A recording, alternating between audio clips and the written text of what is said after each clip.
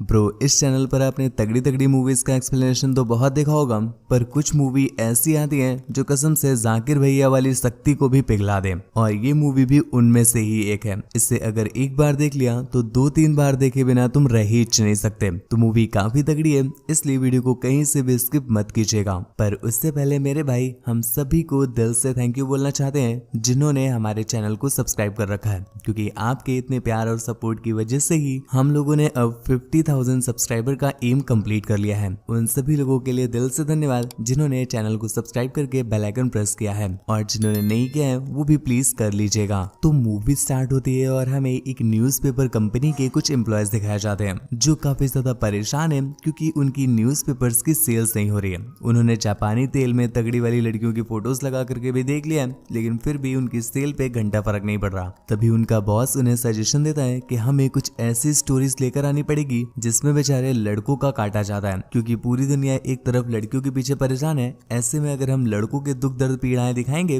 तो हो सकता है हमारी सेल्स बढ़ जाएं। इस पर सभी लोग एग्री करते हैं और एक एक करके अपनी स्टोरीज बताना स्टार्ट करते हैं, जिस पर एक एम्प्लॉय बताता है चतुर लवर्णिंगम नाम के एक बंदे के बारे में जो एक बीच के किनारे बैठा हुआ था, और उसके सामने बैठी एक लड़की जिसका नाम रोज था, वो उसे देख करके अपने नीचे वाले रोज की पंखुड़ियां दिखाने लग जाती है। गुलाब की पंखुड़ियों के साथ वो अपनी उंगलियों की सहायता से खेलने लगती है, और ये चीज दूर बैठे अपने चतुर लवर्णिंगम की पैंट को टाइट कर देता है। तो वो रोज को अपने साथ उसके घर चलने के लिए बोलता है। वो लोग जब उसके घर पहुंचे तो रोज को समझ आता है कि चतुर लवर्णिंगम एक पेंटर है। वो चतुर लवर्णिंगम से कहती है कि वो रोज की एक पेंटिंग बना दे। अब तुम गुजिया का नशा देख रहे हो गुरु, मेरे इतने सारे स्केच आर्टिस्ट दोस्त हैं, मेरा कोई स्केच नहीं बनाएगा। पर उसने काली नाली की धार क्या दिखाई, ये तो तुरंत ही मान गए। खैर वो अपना उठा लेता है, ब्रश उठा लेता है और फिर उसकी पेंटिंग बनाने में लग गया। पर तभी वो देखता है कि सामने रोज अपने सारे कपड़े ही हटा देती है। उसने जब पेंटिंग के लिए बोला था तब उसने अपना उठा लिया था ब्रश, अब तो डायरेक्टली उसने कपड़े ही हटा दिए हैं। अब तो बहुत कुछ उठने वाला है। तो जैसे ही चतुर लवर्णिंगम का उठता है वैसे ही रोज लेट जाती है, और फिर यहाँ पर होता है झूलम झुलाई। आखिर में चतुर लवर्णिंगम की पिचकारी की धार के साथ ये केस यहीं पर खत्म हो जाता है, और फिर अगला रिपोर्टर अपनी न्यूज सुनाना स्टार्ट करता है, जिसमें वो बताता है एक पेट्रोल पंप के बारे में जहां पर एक बंदा अपनी कार को लाकर रोकता है ताकि वो अपनी कार में पेट्रोल डलवा सके। लेकिन पेट्रोल डालने के बाद भी वो वहां से जाता नहीं, बल्कि अपनी कार को उससे पार करने बोलकर वो वहीं के एक कमरे में चला जाता है। अभी तक हमें भी कुछ समझ नहीं आ रहा कि इसने कौन सा वाला नशा किया है, पर अगले ही पल जब वहां पर हम एक प्यासी कन्या को देखते हैं जिसने शरीर में कुछ भी कपड़े नहीं पहन रखे थे, तब हमें समझ में आता है कि इसने गुलाबी कुइयां का नशा किया है। जिसके बाद वो अपनी रेलगाड़ी निकाल करके पहले उसे मंजन कराता है और फिर उसकी सुरंग में दौड़ाने लगता है। काफी लंबा सफर तय करने के बाद जब उसकी रेलगाड़ी का पेट्रोल लीक करने लगता है तो वो वापस चला आया और अपनी कार लेकर वहां से निकल गया। उसके चाहते ही एक और कस्टमर आता है, वो भी उसकी तरह अपनी कार में पेट्रोल फिल करवाता है और फिर से वही कोपचे वाले रूम में चला जाता है और वहां जाकर के उससे भी मंजन कराता है। ओवरऑल ये सब कुछ पेट्रोल पंप वाले ही कर रहे थे। उन्होंने एक कन्या बिठा रखी थी चटकवाने के लिए ताकि ज्यादा से ज्यादा लोग उनके पेट्रोल पंप पे आए और इससे उनकी सेल्स बढ़े। सेल्स का तो पता नहीं, पर इतने लॉन्डो ने सर्विस की है कि दीदी के जरूर बढ़ गए होंगे। खैर इसके बाद अगला एम्प्लॉय अपनी स्टोरी बताना स्टार्ट करता है, जिसमें उसने बताया सानिया नाम की एक लड़की के बारे में जो अपने कच्चे बादाम अटकाते हुए नहा रही होती है। पर इसी बीच पता नहीं उससे क्या होता है कि कच्चे बादाम की बगल वाली गहरी गुफा में उसकी उंगलियां पहुंच जाती हैं, और काफी देर तक झील में खेलने के बाद जब झील का पानी बाहर आ जाता है तो वो अपने टीचर को कॉल करती है और उनसे मिलने के लिए पूछती है। अब इतनी रात को कोई टीचर कैसे मिल सकता है, तो इस बात के लिए टीचर उसे मना कर देते हैं। लेकिन सानिया उनसे कहती है कि अगर वो उससे नहीं मिले तो वो पंखे में लटक के टैं हो जाएगी। ये सुनकर टीचर की भी फट के फ्लावर हो जाती है, तो वो तुरंत ही उससे मिलने के लिए अलाउ कर देता है और वो रात में पहुंच जाती है अपने टीचर के घर। टीचर को लगा कि ये शायद सटकेली टाइप है, तो वो उसके लिए पानी वानी लेने को किचन में जाता है। पर जब वो लौट कर आया तो वो देखता है सानिया तो बिल्कुल पसड़ी पड़ी है, वो भी उनके बेड में। अब अपना टीचर तो जाकिर भैया का भी गुरु निकला, क्योंकि अपने सामने लटकते हुए संतरों को देख करके कोई इंसान कैसे ही रुक सकता है, लेकिन गुरुजी तो रुक गए, जैसे मानो उन्होंने संतरों का व्रत रखा हो। जिसके बाद वो उसे गरिया के वहां से भगा रहे थे, पर कन्या उनसे कहती है कि अगर तुमने कुछ नहीं किया तो मैं सबसे यही कह दूंगी कि तुमने बहुत कुछ किया है। अब वो टीचर है पर टीचर नहीं, तो उसकी इतनी सी धमकियों से वो डरता नहीं और उसे वहां से गरिया के भगा देता है। पर जब वो जा रही थी तो वो टीचर से कहती है कि अगर अब तुमने कुछ नहीं किया तो मैं सबसे ये कह दूंगी कि टीचर से कुछ होता ही नहीं है। ये सुनकर टीचर को आ जाता है क्रोध और वो दे थप्पड़ संट करके कहते हैं निकल चादर मोद। पर अगले दिन इस बिहेवियर की वजह से उन्हें कॉलेज से बाहर निकाल दिया गया, क्योंकि उस कन्या ने तरह तरह की पेलम बातें उस टीचर के बारे में कह दी थी। अब वो कन्या है तो उसकी सब सुनेंगे, इसी वजह से टीचर के फड़वे लगा दिए जाते हैं। इसके बाद पास में ही बैठी हुई एक फीमेल एम्प्लॉय अपनी कहानी बताना स्टार्ट करती है, जिसमें उसने बताया एक पियानो टीचर और उसके स्टूडेंट के बारे में। पर जब टीचर उसे पियानो सिखा रही होती है तभी उनकी बुक में से उनकी कुछ अनबॉक्स की हुई फोटोज मिलती है, जिनके अंदर उनकी गुलाबी गुफा साफ साफ दिख रही थी और उनकी गुलाबी गुफा देख करके स्टूडेंट की गुलाबी का झरना बहने लगता है। तो वो अपनी टीचर से कहती है कि अरे आपकी गुलाबी तो काफी टेस्टी है, जिस पर उसकी टीचर सारे खिड़की और दरवाजे बंद करने के लिए बोलती है और फिर अपनी गुलाबी उसे चखाने लगती है। काफी देर तक चाटने पोछने रगड़ने रगड़ तो सकते नहीं, मतलब मजबूर है बेचारे, प्रतिभा है परंतु साधन नहीं है ना। काफी देर तक अपनी चटाने और पुछवाने के बाद जब टीचर की बारी आती है चाटने पोछने की तो वो उसे गोली दे देती है, ये बोलकर कि अरे अरे अरे मैं तो बस प्रैक्टिस कर रही थी, क्योंकि कल मुझे अपने बाबू को देना है, इसलिए मुझे पता ही नहीं था कि देते कैसे हैं, तभी मैं बस तुम्हारे साथ प्रैक्टिस कर रही थी। अब तुम जाओ घर जा करके उंगली चला के सो जाना। स्टूडेंट जब ये देखती है तो उसे समझ में आ जाता है कि उसका बहुत गहराइयों से कटा है। इसके बाद पास में ही बैठा हुआ एक और एम्प्लॉय अपनी कहानी बताना स्टार्ट करता है, जिसमें वो बताता है एक लड़की के बारे में जिससे लॉलीपॉप चूसने की आदत थी। अब तक तुम समझ गए होगे कि इसके कौन से वाले शौक हैं। खैर वो एक बस में आकर बैठती है जहाँ पर पूरी बस में सिर्फ एक ही बंदा बैठा हुआ था। अपनी लॉलीपॉप ऊपर वाले शीशे को बंद करने की कोशिश करती है, परंतु घंटा उससे हो ही नहीं रहा था। इस पर वही लवड़ गुल्लम उसकी हेल्प करने के लिए जाता है, पर इस बीच वो उसके लटकते संतरे दबा देता है, जिस वजह से लॉलीपॉप आसमान में चढ़ गई और उसे अपनी गहरी गुफा में आने का इनविटेशन देती है। जिसके बाद उससे वहीं पर बैठाकर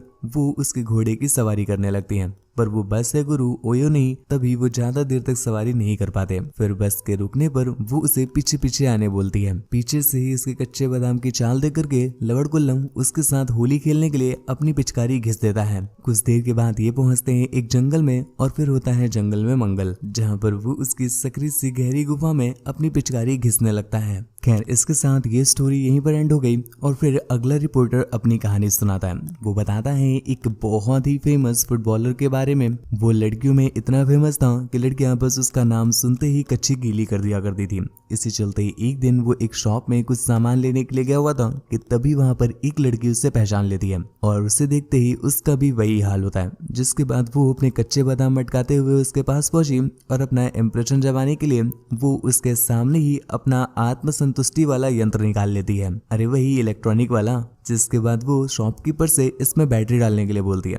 ये देखकर वो दोनों ही थोड़ा सा अजीब फील करते हैं, परंतु कन्या तो इतना कॉन्फिडेंट थी जैसे मानो वो कंफर्ट लेने आई हो। खैर उसी रात जब वो अपने रूम में रेस्ट कर रहा था कि तभी उसकी डोरबेल बजती है। बाहर आकर चेक करने पर पता चला कि ये तो वही लड़की है जो उसके पास आकर के उससे कहती है कि मुझे आपका लेना है और ऑटोग्राफ लेना है। फुटबॉलर भी उसकी बात मान करके उसे देने लगता है, पर उसे क्या पता था कि देना तो लड़की चाहती है। जिसके बाद वो उसे कोपचे में ले जा करके देना स्टार्ट कर देती है। और ये तो पहले ही बताया है कि वो बहुत तगड़ा फुटबॉलर था, इसलिए वो उसके मैदान में बहुत लंबा चलता है और लगातार गोल पे गोल पेलता जाता है। इसके साथ ही ये स्टोरी भी यहीं पर एंड हो गई और फिर अगला रिपोर्टर अपनी कहानी बताता है। उसकी स्टोरी में एक बहुत ही पॉपुलर थिएटर आर्टिस्ट है जो अपना थिएटर कर रहा होता है और थिएटर कंप्लीट होने के बाद अपने रूम में नहाने के लिए चला जाता है। वो नहा ही रहा था कि इसी बीच उसकी डोरबेल बज जाती है। अब ऐसी आपत्तिजनक सिचुएशन में कोई आ गया है तो वो हमारे पड़ोस वाले चाचा की तरह ही टॉवेल लपेट करके बाहर आ जाता है। यहाँ पर उसने देखा एक लड़की को,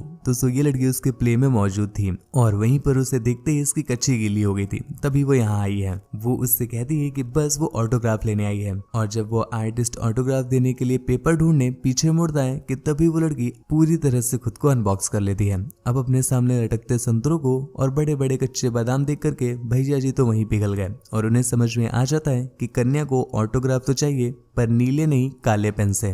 जिसके बाद वो उसकी फेयर कॉपी खोल के अपना रफली ऑटोग्राफ देने लगते हैं। इस स्टोरी के खत्म होने के बाद अगला रिपोर्टर अपनी कहानी सुनाता है, जिसमें उसने बताया एक मेड के बारे में जो कतई भरी हुई मेड थी और वो जिस भी घर में काम करने जाती थी उनके घर के गाजर और खीरे अपने आप ही इकट्ठे हो जाते थे। एक दिन जब वो काम पर आती है तो घर पर सिर्फ मालिक ही होते हैं, तो वो उनके सामने जानबूझ करके अपने कच्चे बादाम मटकाने लगती है। लेकिन मालिक ठहरे जाकिर भैया के फैन तो वो सख्ती बनाए रखते हैं और उससे काम करने के लिए बोलते हैं, परंतु आज वो काम करना नहीं करवाना चाहती थी, इसीलिए वो उनके सामने ही अपनी बिल्ली को अनबॉक्स कर देती है। और जब वो उसकी गीली बिल्ली देखता है तो एक पल के लिए वो भी भटक गया, पर अगले ही पल वो उसे ज्ञान गोली देते हुए कहता है कि वो चुपचाप से काम करे, फालतू में खलीफा बनने की कोई जरूरत नहीं है। ये सुनकर उसका ईगो हर्ट हो गया और फिर वो उसे अपने लटकते हुए छेने भी दिखा देती है। अब त्योहार का टाइम है और उसने अपने छेने दिखा दिए हैं, तो ऐसे में कौन ही रुकेगा, उससे भी रुका नहीं चाहता। जिस पर वो उससे गरियाते हुए कहता है, बेटा अब तो तुमने लगा दी है चिंगारी, अब तुम झीलो मेरी पिचकारी।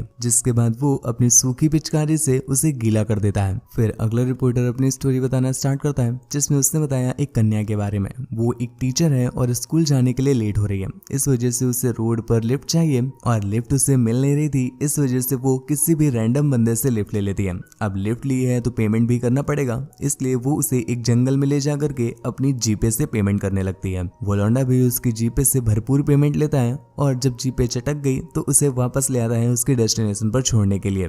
अगली स्टोरी में हम लूडो लली टाइप के 4 लौंडों को देख पाते हैं जो एक जंगल में दौड़ने आए हुए थे। कसम से इनके शरीर की चेचिस देख करके लग रहा है कि इनको खाना खाना चाहिए। रनिंग करने से पतले तो नहीं और माइनस में हो जाएंगे, पर अगले सीन में हमें समझ में आता है कि ये लोग वैसे भी यहाँ पर रनिंग करने नहीं आते, क्योंकि इन्हें पता है कि जंगल में चटकन पुचकन कार्यक्रम हमेशा होता रहता है। इसीलिए ये लोग पेलम पिलाई बिल्कुल लाइव देखने के लिए ही जंगल में रोज आते हैं और यहाँ पर भी उन्हें एक पेलम पिलाई दिख जाती है। परंतु इस बार तो रगड़म कार्यक्रम इतना गहराई वाला हो रहा था कि उन्हें देख करके ये लोग आसमान में चढ़ जाते हैं और डिसाइड करते हैं कि आज ये 6000 वाली लेके ही आ जाएंगे। जिसके बाद रात में ये 6000 देकर एक उठा लाते हैं और फिर उसे बुलाकर नाच बसंती कराते हैं। खैर बसंती तो नाच लेती है और फिर उसके बाद वो बसंती को अपने धन्नों की सैर कराते हैं। अब भाई साहब 4 लौंडे एक साथ सप्लाई दे रहे हैं तो कैसे ही उसकी ना फटती, जल्दी ही उसकी फट जाती है। उसके फटते ही ये स्टोरी भी यहीं पर एंड हो गई। खैर अब उनकी सारी कहानियां खत्म हो चुकी हैं, लेकिन इतने में ही हम देखते हैं उस रिपोर्टर को जो उठ करके बाहर चली आती है।